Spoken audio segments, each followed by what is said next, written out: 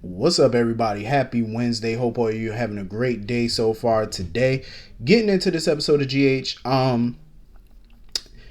This was a good episode to me. I liked it. I really did for the most part. I liked a good chunk of this episode.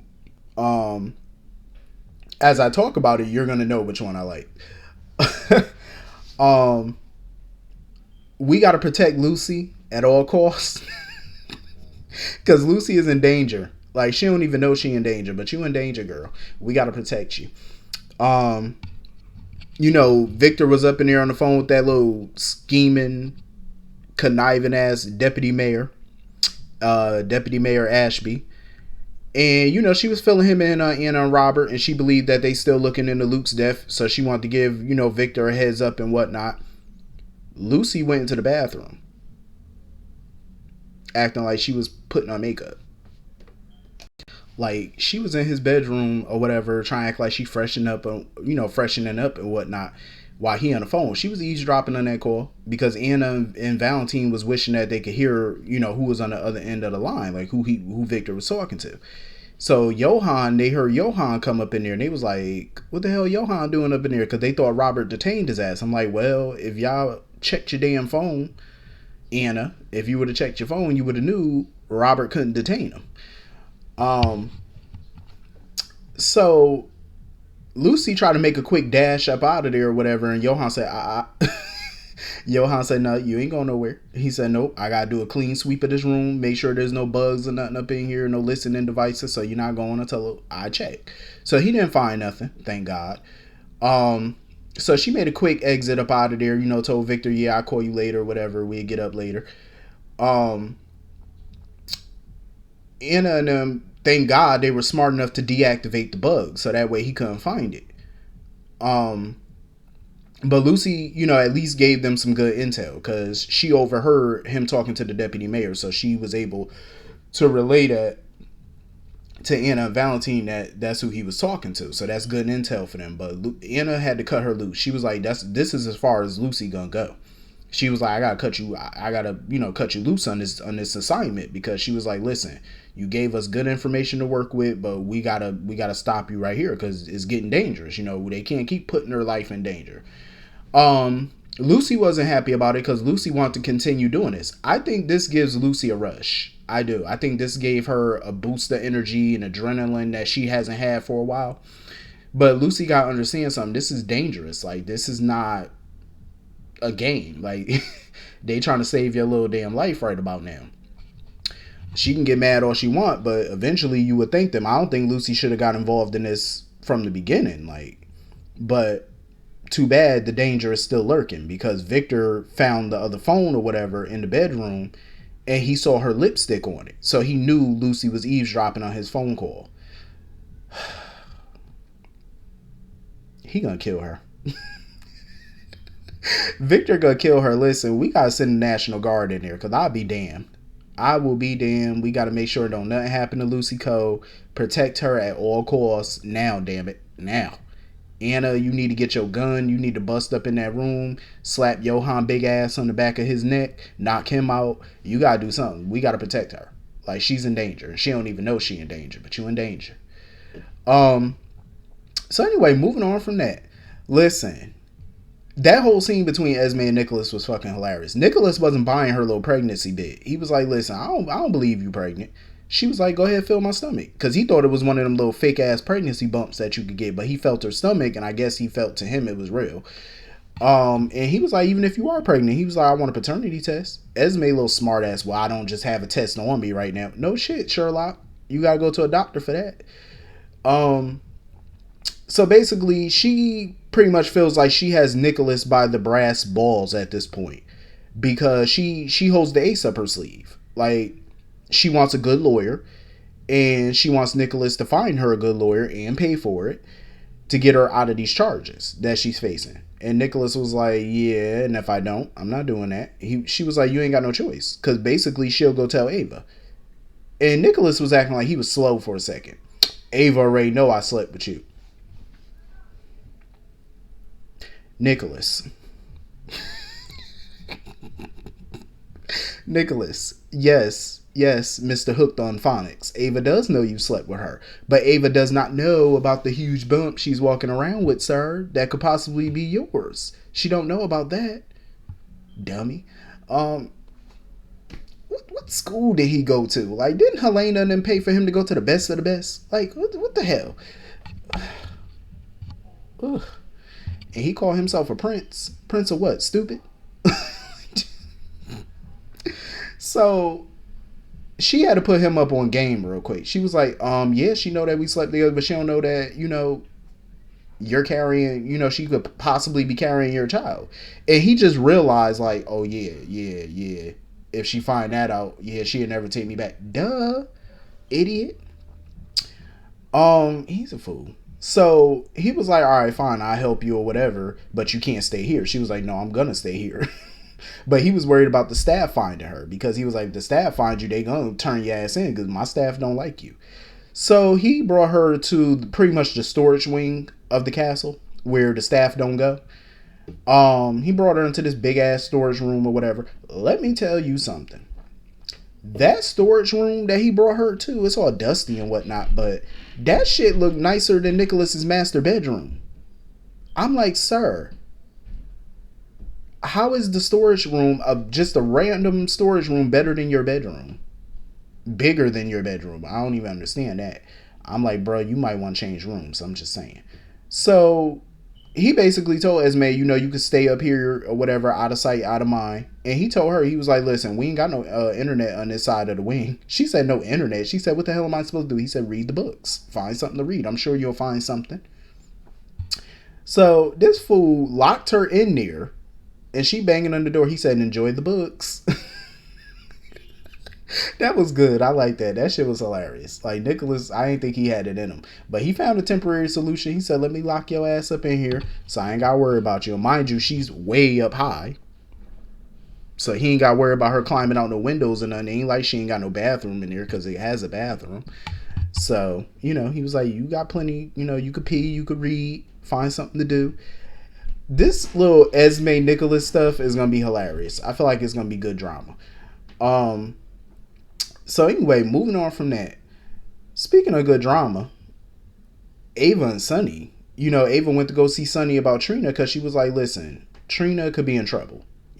Some of the victims so far are not just connected to you, they connected to her. The only thing they're trying to compute is, how does Brando fit into this? So they haven't figured that out quite yet. Like Curtis and Jordan and Portia and all them, they figured that out by now, but they haven't. So he was pretty much opening up to Ava about, his issues with Michael and stuff like that, and how angry Michael is. And, once Michael's angry, he's not going to change his mind when he's in that mode. It's hard to, get him to change his mind. Ava pretty much told Sonny, listen, you've done all you can do to try to reach out to Michael, to try to mend fences with him. Stop trying at this point. I fucking loved it, because I totally agree with Ava. It's like, you've done all you can do for that boy to mend your relationship. He don't want to hear you. So if he don't want to hear you, what do you keep trying for? Let it go. I was shocked, because I'm going to tell you right now, I never thought I would see the day Ava Jerome and Sonny Corinthos would sit down and actually have nice conversation, and she's actually giving him some advice. I'm like, am I in the Twilight Zone? I just thought Sonny was just naturally gonna hate Ava forever. I think deep down he still don't like her. Their relationship kind of thawed because of Avery and stuff, but I think deep down he still don't like the witch. But I think he don't. But it was good of her to, sit there and try to give him some advice on that, because I do agree. Like, what else are you gonna do? You done did everything you can. I'm tired of watching him begging and pleading for Michael's forgiveness. Like, in my opinion, Michael wasn't acting like this towards Carly when she was with Franco. And he sent the rapist after him. He ain't flip out on Carly like that. He didn't try to disown her and get revenge on her the way he doing Sonny. So I just find it ridiculous at this point. So Ava was sitting there singing Dex's praises and stuff like that to Sonny, and talking about, oh, he's a keeper. And Sonny started sitting there thinking about it. So Sonny was like, all right, let me call Dex real quick and tell him to come over. Sonny wants to sit there and discuss Dex's future, I guess, with him in the organization. I feel like Dex is getting pulled in so many different directions right now. Sonny, he's working for Sonny. Sonny may start to trust him. Jocelyn wants him to, turn on Sonny, turn him in, leave him alone, whatever, don't work for him. Michael wants Dex to help in his plan, his revenge plan. So it's like you're getting pulled in three different directions. Michael's direction, Jocelyn's direction, Sonny's direction. So now the question is, what direction will he go? You know what I mean? Because I could see the look on Dex's face every time he talked to either one of them. He just looked like he's listening to all of them, and it's like he don't know which way he's gonna go with this. Because Michael pretty much, put Dex on notice. Like, listen, you need to keep Jocelyn away from you. Like, show her that you're not deserving of her concern. So basically, I interpret that as he wants Dex to shake her loose, like be mean to her or something. You know what I mean? To get her to stay the hell away from you. So she can stay away from this. Because at this point, Michael is full steam ahead with his plans to neutralize Sonny at this point. And he doesn't give a damn how the siblings are going to take it, how Christina's going to take it, how Dante's going to take it. He doesn't care at this point. You know what I'm saying? He was like, listen, I'll be the bad guy. If they blame me, he said, I'll do it. He said, I'll be the fall guy. I'm prepared. Okay. Because Christina going to give him hell. Out of all of them, I know Christina going to give him hell. I know it. Christina and Sonny have a different relationship now, so I know she's gonna be full steam ahead, hatred for Michael at this point. So honestly, it's gonna be a hot mess when all this shit, come to a head. It's gonna be a mess with the siblings. So of course Dex gets another visit from Jocelyn because she was at Kelly's checking in with Cameron and whatnot. Because her and Cameron felt like there's a distance between him and Jocelyn. Like they're not clicking on all cylinders like they used to.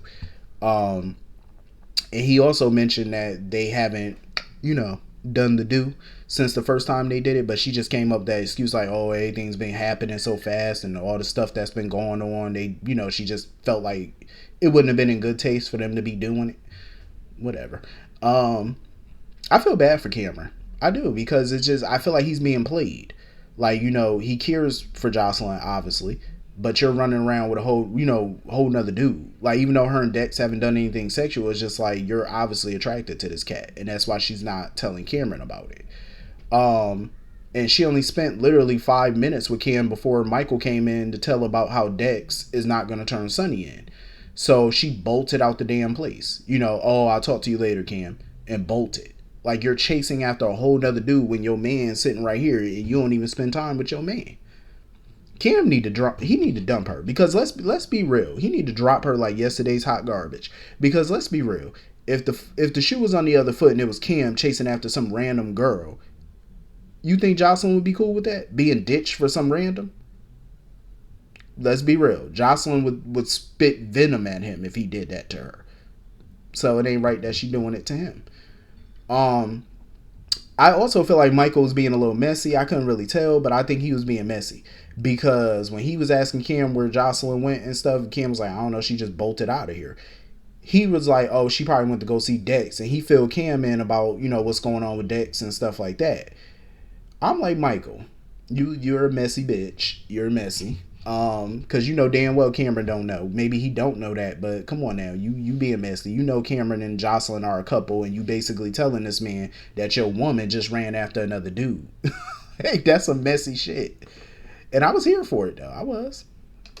Because Michael was basically telling Cameron like, oh, we need to keep Jocelyn away from Dex and stuff like that, because he was filling him in about, how she trying to save Dex from Sonny and stuff like that. So she went to go see Dex, spewing her usual venom about how upset she is that he didn't turn Sonny in, talking about, oh, Sonny gonna turn on you. Her usual dribble. And talking about, oh, the next time Sonny hooks you to a meat hook, don't come calling me. Ma'am, he didn't call you the first time. How you gonna say don't come calling me? Fool, he didn't call you the first time he was on a meat hook. So why would he call you a second time when he didn't call you the first? You went looking for him, remember? Jocelyn is sprung. I don't get this girl. Like, you that sprung over him, you ain't even get no sex yet from him, and you that sprung? You that whipped? Jesus, like, calm down. The man is a grown man. He know what he doing. Leave it alone. She's so aggravating. So anyway, moving on from that. I'm actually kind of enjoying Carly in Florida right about now. I think the storyline's a little hokey, but if it keeps her out of Port Charles and out of everybody else's business, I'm here for it. I'm just saying. But Peyton is a motherfucker. Like, Carly need to knock that old lady down. She really do. Like, Carly need to knock that old lady into heaven before it's her time. I'm just saying. Because that old woman got to go. Peyton just a pain in the ass at this point. Like, she pretty much admitted to Carly, like, she was the one who, fed that information to the reporters and the paper and all that about Carly's past, putting it on front page.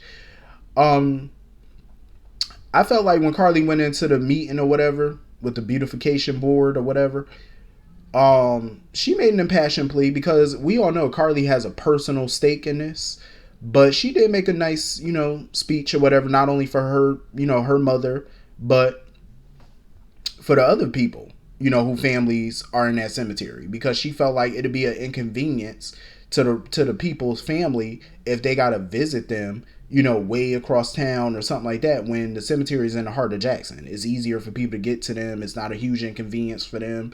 It just makes it easier for them to go and, sit with their family member, their deceased relative or whatever. And I agree with her, it is. And I feel like what they're doing is jacked up. But I was looking at Carly like, okay, she got personal reasons for doing this, but look at her getting involved with the community, even though it's not her community, but still, at least you're getting involved. At least you're doing something nobody else is seeming to care to do. She's using, her status. She's using, Drew's platform and stuff for the better, for good, instead of evil. But, so I got to get behind that. I ain't even gonna be mad about that. I think that's good. And like I said, it keeps her ass out of Port Charles. So win-win for me.